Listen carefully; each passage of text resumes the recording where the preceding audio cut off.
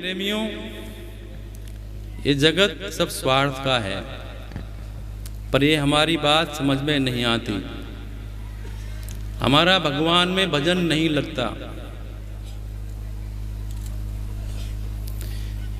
किसी का भी मन भगवान के भजन में नहीं लगता। जितने भी यहाँ बैठे हैं, और उनसे पूछा जाए तो सभी यही बोलेंगे कि हमारा भगवान में के भजन में मन नहीं लगता।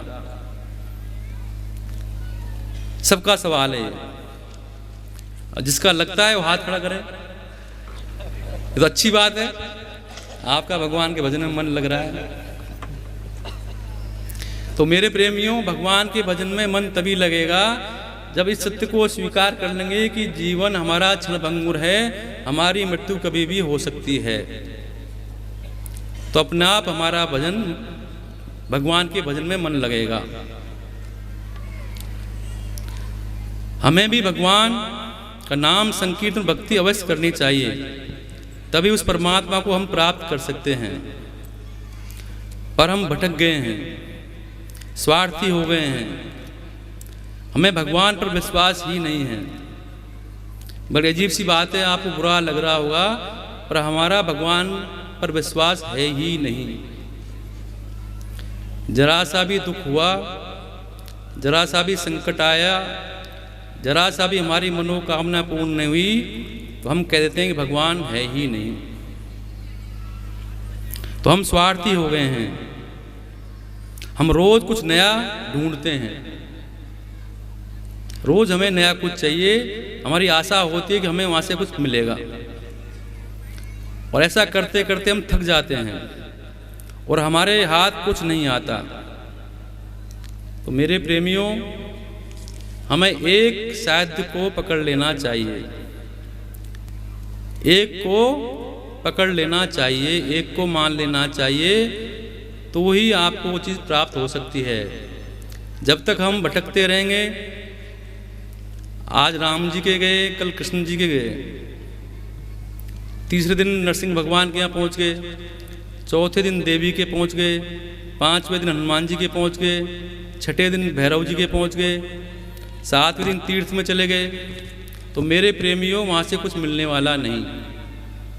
जैसे कहते हैं कि 8 मामाओं का भांजा भूखा ही रह जाता है, तो उसी तरह हम भगवान, वो गुरु जिसको भी आप मानते हैं, उन एक को पकड़ लें तो हमारी मंजिल आसान हो जाएगी।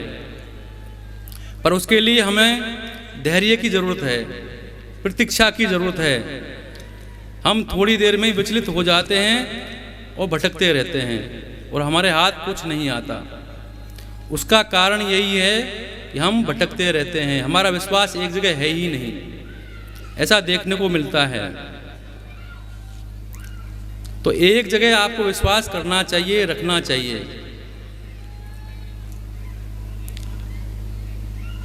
इसी संदर्भ में किंवदंती है कि गांव में एक व्यक्ति रहता था, उसका नाम था ठनठनपाल। बड़ा अजीब सा नाम था उसका जो है। तो उसकी पत्नी को वो नाम पसंद नहीं था, वो बहुत परेशान थी उससे। सब लोग गांव में उसे चिढ़ाते थे कि ठनठनपाल आ रहा है, ठनठनपाल आ रहा है। तो उसकी पत्नी बड़ी दुखी होती थी।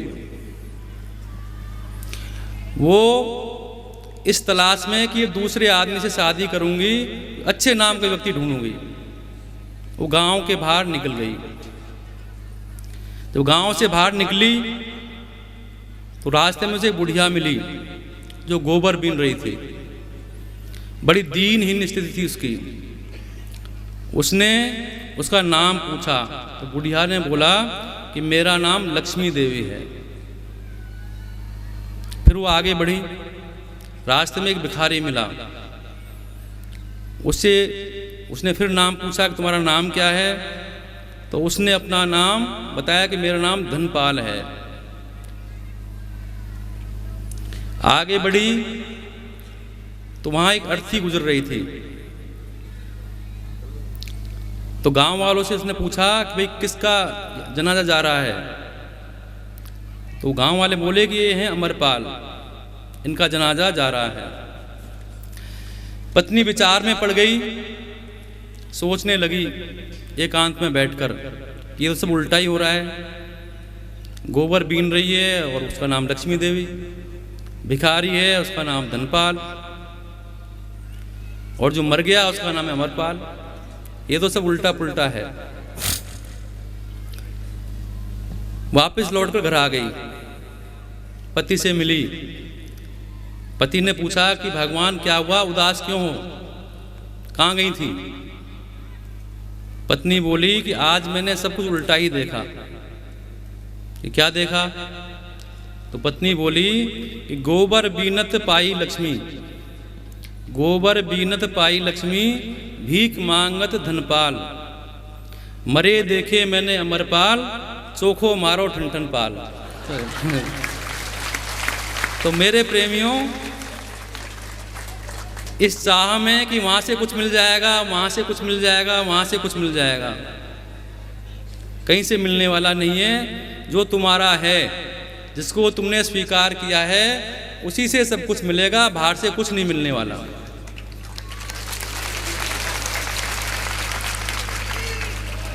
देखिए, यह आदमी जो है, मनुष्य बड़ा ही विचित्र है, चतुर है। इसका दिमाग जो है वो भगवान से भी ज़्यादा चलता है। भगवान के दिमाग को भी फेल कर दिया है इंसान के मनुष्य ने।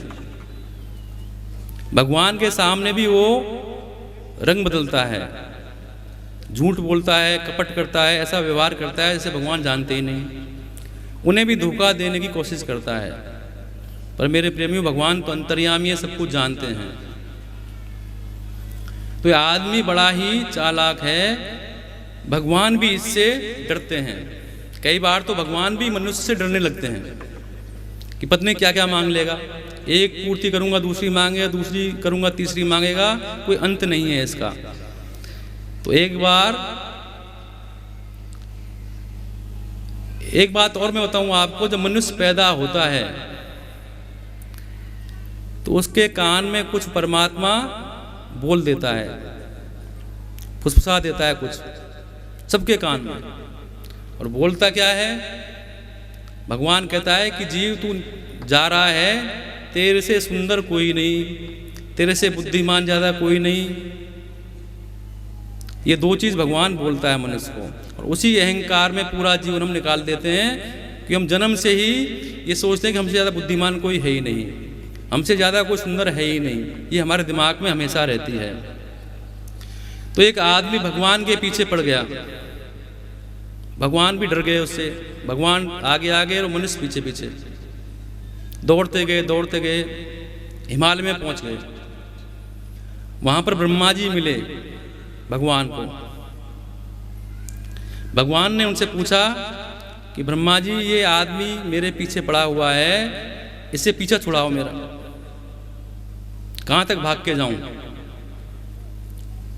ब्रह्मा जी ने कहा कि भागोगे तो ये आपके पीछे पड़ेगा ही पड़ेगा, आप इससे बच नहीं सकते। तो क्या करूं? तो भगवान कहते हैं कि इसके अंदर जाके बैठ जाओ, इसके शरीर में जाकर बैठ जाओ, क्योंकि मनुष्य अपने अंदर झांकता ही नहीं, आपको देखेगा ही नहीं, इसके अंदर जाके छिप जाओ। कहते हैं तभी से भगवान मनुष्य के अंदर छिपा हुआ है, डर से। शांताकारम भुजग शयनम। तो मेरे प्रेमियों, हम अपने अंदर झांक कर देखते ही नहीं, हम हमेशा दूसरों को देखते हैं, उनकी कमी ढूंढते हैं, अपने अंदर झांक कर हमने कभी देखा ही नहीं। अगर हम स्वयं को देखें तो हमें दूसरे पर दोष नजर आएगा ही नहीं। बुरा जो देखन में चला, मुझसे बुरा न कोई। तो मेरे प्रेमियों, हम अपनी ओर देखें, सामने वालों को नहीं देखें, हम अपने अंदर विचार करें, अपने आप को देखें। हमें भगवान का धन्यवाद करना चाहिए, रोज भगवान का शुक्रिया करो कि हे प्रभु, जो आपने दिया उसके लिए शुक्रिया है, आपकी कृपा हम पर बनी रहे, हम आपको रोज याद करते रहें। यही प्रार्थना भगवान से करनी चाहिए कि हम आपको कभी भूलें नहीं। जो स्थिति है उसे स्वीकार कर लें तो ही शांति मिलती है। शांति की खोज बड़े बड़े महापुरुषों ने की। हम भी शांति चाहते हैं, आप भी शांति चाहते हैं, पर मेरे प्रेमियों शांति कब मिलेगी? जब हम ठहर जाएंगे, हर स्थिति को हम स्वीकार कर लेंगे तो शांति ही शांति है। अशांति कब पैदा होती है? जब हम उस स्थिति को मंजूर नहीं करते, हम कुछ और चाहते हैं जो हो रहा है उससे अलग, तो हमें अशांति पैदा हो जाती है। तो जो मिल रहा है उसे स्वीकार करो और भगवान को धन्यवाद करो कि हे भगवान, तुमने जो दिया है उसके लिए मैं आपका धन्यवाद कर रहा हूँ। मैं रोज़ आपको याद करूँ, आपका नाम लूँ, आपका स्मरण करूँ, आपको कभी भूलूँ नहीं। ऐसी प्रार्थना हमें करनी चाहिए।